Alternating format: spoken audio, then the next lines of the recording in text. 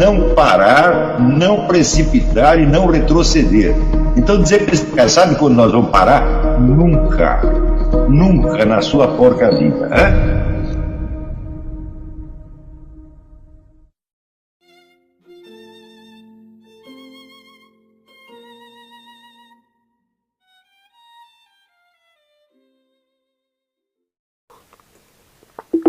Então é evidente que você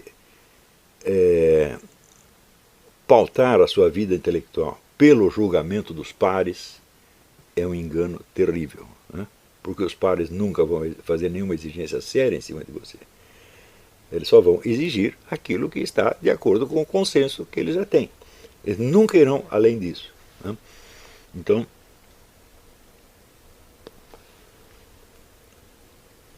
isso quer dizer que a autoconfiança que o indivíduo desenvolve no curso da sua formação intelectual, baseado na aprovação da comunidade, em 99% dos casos é um auto-engano. Ele está se julgando pelo mínimo, por assim dizer, o mínimo múltiplo comum, entendeu?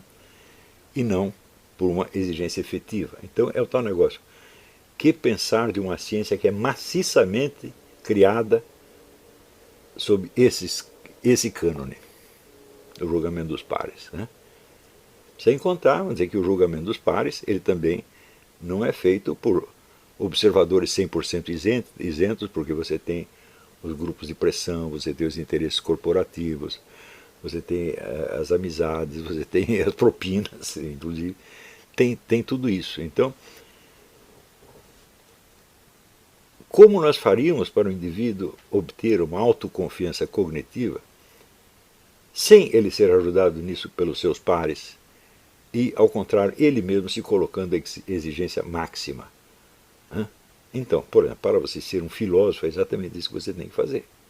Um filósofo é um sujeito que faz isso.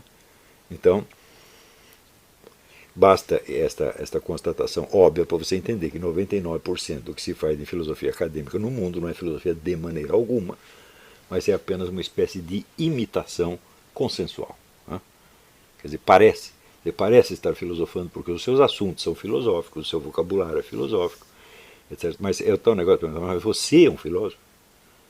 Quer dizer, você é um indivíduo como Sócrates, capaz de buscar a verdade por si mesmo e de ser de si mesmo um fiscal muito mais exigente do que qualquer comunidade intelectual do mundo. Se não houvesse essas pessoas, a filosofia não existiria, evidentemente. Pelo menos ela não poderia começar.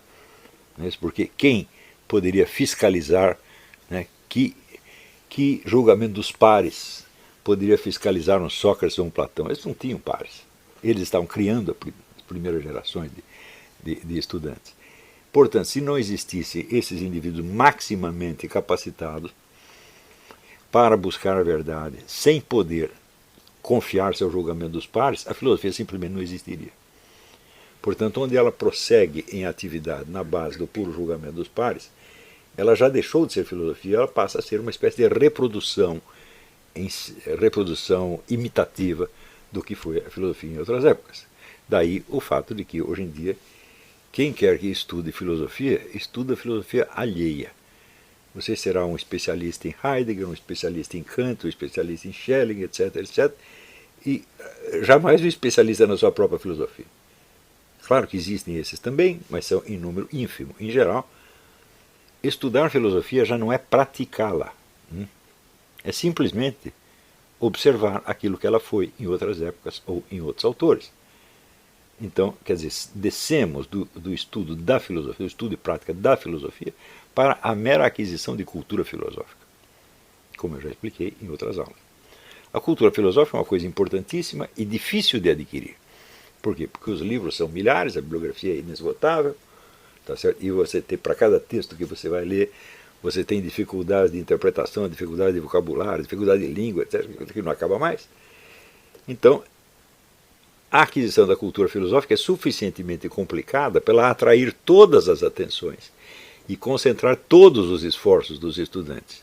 E nunca chega a hora do sujeito fazer filosofia propriamente dita. Entendeu? Então, é sempre filosofia de segunda mão. Pior, você pode criar uma situação na qual só a filosofia de segunda mão será aceita como filosofia, e a filosofia propriamente dita é tão ignorada que ela é rejeitada. Né?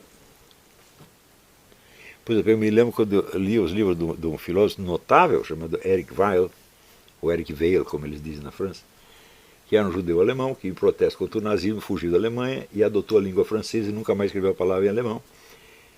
E, miraculosamente, apareceu escrevendo um francês clássico absolutamente perfeito, livros notáveis como Logique de la Philosophie, Philosophie Politique, etc, etc. Os livros do Eric Weil praticamente não têm notas de rodapé. Por quê? Porque ele está falando de assuntos que são totalmente novos. Ele não tem uma retaguarda. Quer dizer, quando ele está falando de um outro autor, como por exemplo, escreve um livro sobre Kant ou Hegel, então aí você tem as notas de rodapé dos textos de Kant ou Hegel. Mas se você pegar a grande obra dele, que é Logique de la Philosophie, praticamente não tem nota de rodapé, não tem aparato erudito, não tem nada. Então, se fosse publicado no Brasil, não seria muito respeitado. Não é isso?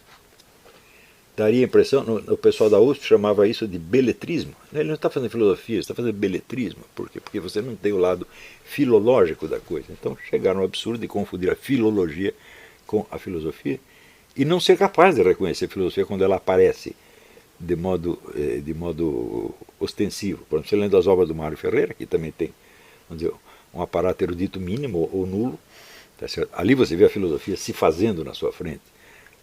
Da filosofia no seu pleno exercício. Né? Mas as obras dele não se parecem com os produtos universitários, portanto, não é filosofia. Então chegamos ao absurdo de que aquilo que é filosofia mesmo não é reconhecido e só uma filosofia de segunda mão assume o lugar. Né? Então, aí é o que disse o Jean-Yves Béziot, isso aí é a imitação grotesca de um modelo degenerado. Quer dizer, o modelo já está errado e a imitação terceiro-mundista é mais ridícula ainda. Então, se você está interessado em carreira universitária, você vai ter que agradar os seus pares e fazer exatamente isso. Mas se você está interessado em filosofia mesmo, vai ter que fazer outra coisa. E o fato é o seguinte, a filosofia universitária não falta no Brasil. Está cheio de filósofos, está cheio de bacharéis em filosofia. Só que se você dá um problema real para eles, eles não sabem o que fazer. Eles só sabem fazer análise de texto. Então é o texto sobre o texto, sobre o texto, sobre o texto, sobre o texto, e assim por diante. Isso não para nunca mais. Isso na melhor das hipóteses, porque em alguns não tem nem texto. Então, nós não precisamos mais de pessoas como essas. Nós precisamos de pessoas capazes de analisar a realidade, né? Na qual os documentos escritos, os textos, têm o seu papel também, mas não resolvem todo o problema, evidentemente. Então, nós precisamos urgentemente qualificar pessoas para que sejam capazes de analisar a experiência real. Vocês vejam que a experiência real de vida pela sociedade brasileira nos últimos 30 ou 40 anos não foi documentada nem mesmo na história, nem mesmo no jornalismo. Né? Que seria, vamos dizer, o que é uma documentação de primeira mão, o documento primeiro e mais tosco que pode existir? O jornalismo, evidentemente. Então, ele é feito de testemunhos fragmentários, documentos de segunda ou terceira mão, mas ele é uma primeira versão dos acontecimentos. Nós não temos nem isso. Vocês viram o fenômeno que aconteceu, por exemplo, do Foro de São Paulo ser ocultado durante 16 anos por toda a mídia? Isso aí é um abismo da memória. Né? Se você procurar todos os jornais, bom, o jornal é um primeiro elemento de pesquisa que você usa para você reconstituir a história. Não é isso? Ele é muito tosco ainda, mas o historiador vai ter que levá-lo em conta. Se você procura ali nesses 16 anos, você não encontra nada, absolutamente nada. E, enquanto isso, esta entidade estava se formando e exercendo um papel fundamental na política. Então, quer dizer, o ator principal desapareceu durante 16 anos. Também, você veja, ligações de causa e efeito, que são as mais óbvias possíveis, se tornam invisíveis, porque não foram documentadas em primeira mão. Vou lhe dar um exemplo. Quando os partidos de esquerda decidiram adotar a estratégia gramsciana, que é da ocupação de espaços e revolução cultural, vocês sabem que toda essa estratégia é baseada na mentira e no fingimento. Não é nada mais do que uma sistematização do fingimento. Quer dizer, nós fazemos de conta que não existimos e, ao mesmo tempo, dominamos tudo e nos tornamos um poder onipresente e invisível. Eu digo, o que é isso? Isso é uma sacanagem tamanho imensurável. Nunca ninguém pensou, não, nós vamos...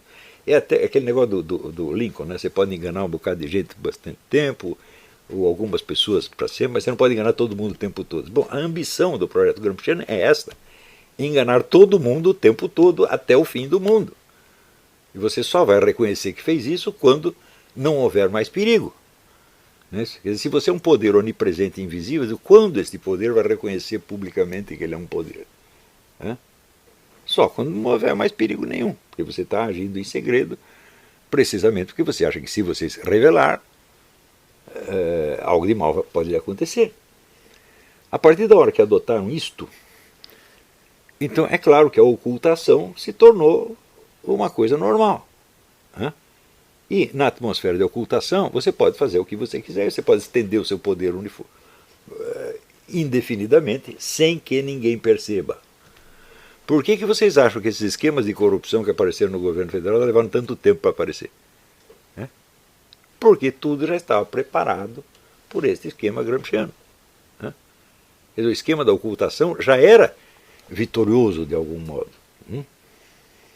Ou seja, por exemplo, você vai trocando todas as pessoas, todos os cargos de chefia, todas as reitorias da universidade, todos os funcionários de todos os canais por gente sua, tá certo? Cuja primeira tarefa é não contar que você está fazendo isso. Então, não há ocupação de espaço algum, nada está acontecendo, está tudo normal. E se você fala, você é um teórico da conspiração. É claro que esta preparação do terreno, esta ocupação de espaço é a condição indispensável para que depois você possa criar um imenso esquema de corrupção e ele durante muito tempo não ser descoberto. Isso quer dizer que sem o esquema gramsciano não haveria petrolão, não haveria mensalão, não haveria coisa nenhuma. As duas coisas estão intimamente ligadas. E se o desenvolvimento do Foro de São Paulo e a aplicação da estratégia gramsciana tivessem sido documentadas, não perante os seus praticantes, que conhecem muito bem, mas perante o público em geral, simplesmente nada disso teria podido acontecer. Então quer dizer que a ocultação se tornou o procedimento normal. Não é isso? Se você vê, por exemplo, dentro da história social, as modificações brutais que houve na mentalidade brasileira, na formação da família, na educação, etc., etc., nada disso está documentado. Tudo isso aconteceu sem que ninguém dissesse que estava acontecendo, e aliás com muita gente negando o que estava acontecendo. Por exemplo, quando eu anunciei que, olha, por trás desse negócio de movimento gay logo vai vir a normatização da pedofilia. Todo mundo achou que eu estava louco. Da onde que eu tirei isso? Foi uma especulação? Falei, não, eu li os documentos, os caras prometem fazer isso. Só que só eles conhecem os documentos. Só quem está dentro conhece. Os de fora não conhecem. Aquilo não foi documentado. Só tem documentos que, bom, não posso dizer que são secretos, mas que só circulam entre os participantes da operação. Não chegam ao público em geral. Não é isso? Então, muitas previsões que eu fiz não são, na verdade, previsões, são coisas que eu simplesmente li, o nego dizendo que vou fazer tal e qual coisa, e bom, eu acreditei, assim como quando saiu o livro do Hitler, Mein Kampf, dizendo que ia dar a solução final, acabar com tudo quanto é judeu, todo mundo achou que era força de expressão. Mas por quê?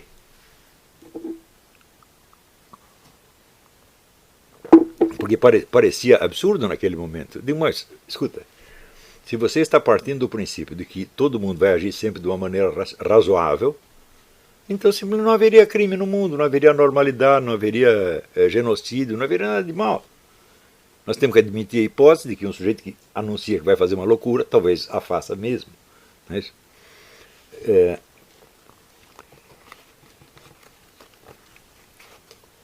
Então, o que nós precisamos criar são pessoas capazes de, primeiro, tampar esse rombo histórico de 40 anos. A história brasileira nos últimos 40 anos não foi contada. Isto é fundamental. Então,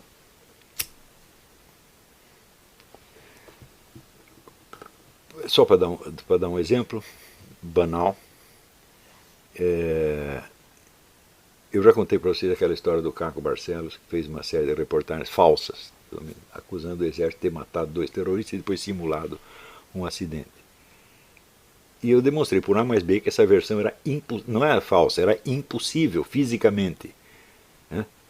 Primeiro, porque os 2 terroristas, 3 meses depois da data em que, segundo o Caco Barcelos, tinha morrido, participaram do assalto a banco. Segundo, porque o soldado que apareceu como testemunha é desertado do exército 6 meses antes, portanto ele não estava lá e não viu coisa nenhuma, e assim por diante, e uma série de impossibilidades. Depois disso, o Caco Barcelos ganhou 2 prêmios jornalísticos por essa matéria. E pior, decorridos 12 anos, a mesma testemunha falsa apareceu na Comissão da Verdade para repetir o mesmo testemunho falso. E em nenhum jornal se lançou a menor suspeita sobre ele. Isso é só um exemplo. Esse tipo de falsificação não precisa ser planejado, ele se tornou já quase instintivo. Nas redações todo mundo pensa assim, age assim, quase por instinto. Tá certo? Então, nós temos 40 anos de história que nunca foram contados. Só o que foi contado foi a história subjetiva de um grupo político determinado, que toma a sua própria história como se fosse a história de um país de 200 milhões de habitantes. Se você pensar bem, o que é a esquerda nacional falante? 10 mil pessoas no máximo. Essas 10 mil pessoas escrevem a sua história dia e noite, dia e noite, dia e noite, né?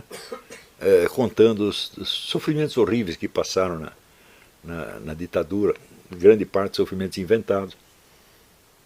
E esquecendo o resto da população, a não ser quando vem a história do restante da população, nos termos estereotipados dos seus próprios mitos de juventude. Né? Por exemplo, quando se mostra a história vamos dizer, das pessoas pobres no Brasil, é sempre assim, os pobres são perseguidos pela polícia que é agente dos ricos. Né? Eu digo, olha, eu nunca vi a polícia trabalhando para rico nenhum. Aliás, eu não conheço nenhum polícia que tenha algum contato com gente rica. Eu nunca vi isso na minha vida. Então, quer dizer, o que tem por trás não é... O que aparece aí não é uma descrição dos fatos. É a criação de uma conexão causal por imaginação. A sociedade é feita de classes, o que tem no meio é o aparato ideológico para manter a hegemonia da burguesia, etc, etc. Então, deve ser assim, se o polícia faz isso ou aquilo, é porque ele está defendendo a classe dominante contra os de baixo. Bom, é uma suposição ideológica e não um fato. Vou lhe dar um outro exemplo. Você tem milhares de estudos marxistas, milhares, que declaram que as universidades são um elemento essencial do aparato ideológico da burguesia, criado para transmitir de geração em geração a hegemonia do pensamento capitalista. Acontece que todos nós sabemos que as universidades, pelo menos no Brasil, aqui nos Estados Unidos também, em vários outros países, são dominadas por comunistas. Então, o que eles estão descrevendo é o contrário do que acontece. E eles mesmos são testemunhas do contrário. Então, eles estão mentindo? Não. Na hora que eles acreditam realmente. Por quê? Porque eles estão raciocinando com imagens estereotípicas e não com dados obtidos da sua experiência pessoal. Quando um sujeito mostra as coisas como elas realmente acontecem, como no filme Elite Squad, como é que chamam no Brasil? Tropa de Elite. Naquela cena em que o polícia dá um sabão nos estudantes, dizendo, olha, o responsável pelo narcotráfico são vocês, porque vocês são os consumidores. Mas quem é que não sabe que é assim? Então essa é uma realidade sociológica gritante. Mas isto fere o esquema. Segundo o esquema, os beneficiários do narcotráfico devem ser a classe dominante, os capitalistas. Você conhece algum capitalista envolvido em narcotráfico? Eu nunca vi nenhum. Claro que existe o capitalista do narcotráfico, tá certo? Mas ele não faz parte da burguesia. Ele vive na favela. É verdade que ele tem um castelo na favela, mas ele vive lá.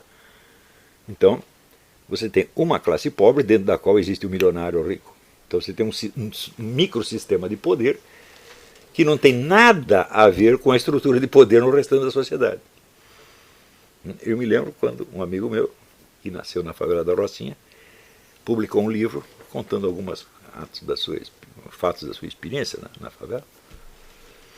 E daí ele recebeu um recado. Olha, o homem disse que é para você levar lá um livro autografado para ele. Diz, bom, e onde é o homem? Ele que nasceu naquela favela não sabia onde ficava o chefe do narcotráfico. Ninguém sabia. Né? Eles não, pode deixar, nós vamos levar você lá. Daí levaram ele.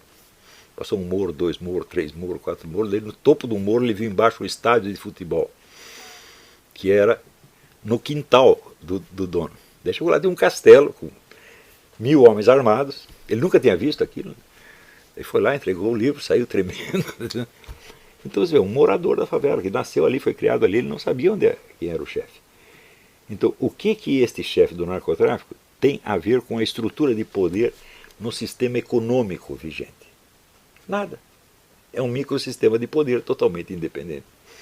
Se você interpreta esse microsistema de poder nos termos da sociedade maior, você vai chegar à conclusão de que quem está explorando aquilo é a burguesia. Então você está vivendo absolutamente num mundo paralelo. Você não tem a efetiva descrição, você só tem, vamos dizer, conexões causais criadas por imaginação, na base da analogia, da metonímia, etc, etc, etc. Praticamente toda a história do Brasil contada nos últimos 40 anos foi assim. Por exemplo, quando o seu Lula anunciou, nós tiramos 30 milhões de pessoas da miséria e a integramos no processo produtivo. Ele não disse isso? Ele disse, olha, a ditadura fez a mesma coisa. Só que 30 milhões de pessoas naquela época era muito mais, considerando o tamanho da população. Então o que você fez foi repetir um feito que os militares já tinham realizado. Em escala muito maior. E pior, não foi com dinheiro do governo, foi criando empregos. Eles fizeram realmente isso. Isso está documentado nas estatísticas da época. Tá certo? Mas é um fato que desapareceu. E aí pessoal, tranquilo? Então, se inscreva no canal, compartilhe, comente, ajude nosso canal.